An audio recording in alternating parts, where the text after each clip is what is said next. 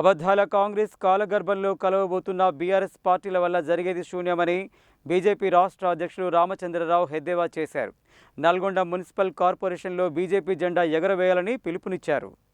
Nalgonda corporation ఎన్నికలలో భాగంగా ఆదివారం బీజేపీ ఆధ్వర్యంలో స్థానిక క్లాక్ టవర్ వద్ద విజయ సంకల్ప సభ నిర్వహించారు. ఈ సభలో పాల్గొన్న బీజేపీ రాష్ట్ర అధ్యక్షులు రామచంద్రరావు మాట్లాడుతూ హిందూ దేవాలయాలపై దాడులు జరిగితే రేవంత్ మాట్లాడడం లేదని, కాంగ్రెస్ దేవాలయాలను హిందూ దేవుళ్లను అవమానిస్తోందని, కేంద్రం నుంచి వచ్చే నిధులను రాష్ట్ర ప్రభుత్వం దారి మళ్లిస్తోందన్నారు.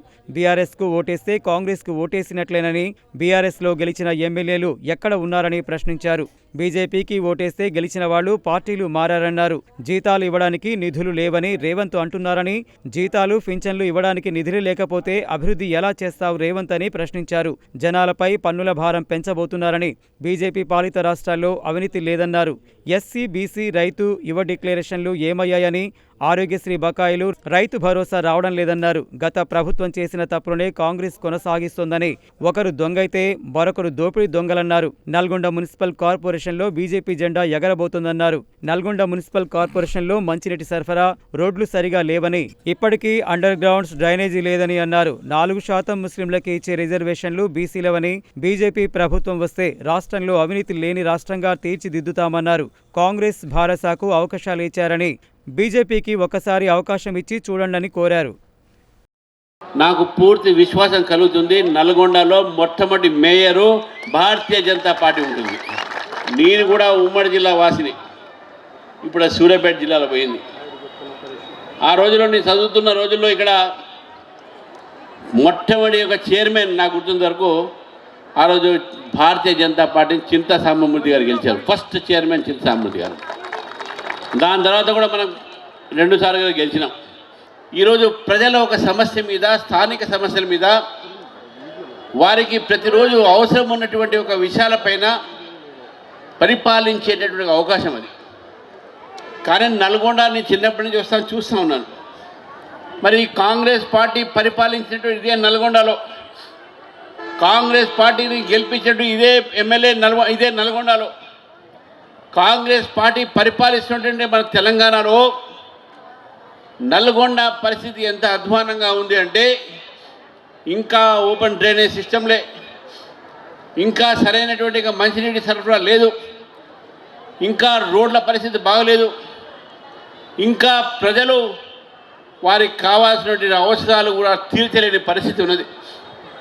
కానీ ఈరోజు భారతీయ జనతా పార్టీ ఒక అధ్యక్షుడిగా మీకు చెప్తా ఉన్నాను మిత్రులారా, మాకు నల్గొండ కార్పొరేషన్లో మేయర్ గెలిపియండి, నేను నేరుగా నరేంద్ర మోదీ గారితో మాట్లాడి నల్గొండని మమ్నూత్ సిటీను స్మార్ట్ సిటీ కింద నేను డిక్లేర్ చేశాను.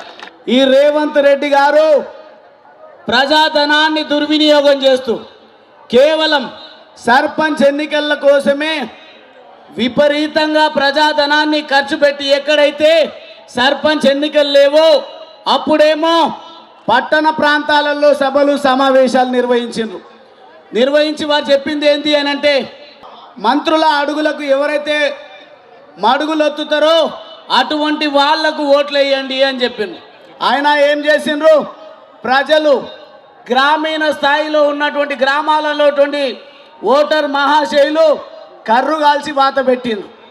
అది చూసి భయపడ్డటువంటి ముఖ్యమంత్రి ఎంపీటీసీ, జెడ్పీటీసీ స్థానాలకు ఎన్నికలు నిర్వహించకుండా అసలు విషయాన్ని మర్చిపోయిండు. ఈరోజు జరుగుతున్నటువంటి ఈ ఎన్నికల్లో ప్రజలు కమలం పువ్వు గుర్తుకు ఓటేసేది ఉంది.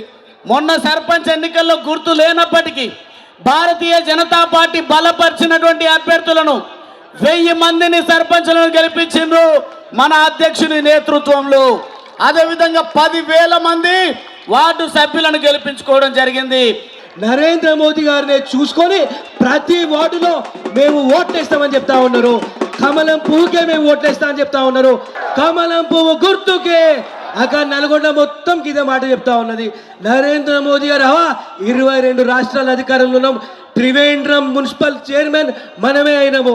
మా రామచంద్రానికి గట్టిగా చప్పట్లు కొట్టి మరి చెప్పండి, నల్గొండ మున్సిపల్ కార్పొరేషన్ మనం గెలుద్దామా? గెలిపించి మన రామచంద్రానికి గిఫ్ట్ ఇద్దామా లేదా? గట్టిగా చెప్పండి, ఇద్దామా? నరేంద్ర మోదీ గారిని ఇక్కడికే పిలిపిద్దామా? గెలిచిన తర్వాత ఇక్కడే పిలిచి సభ పెట్టుకుందామా? సిద్ధంగా ఉన్నారా మీరు ఓట్లేస్తందుకు?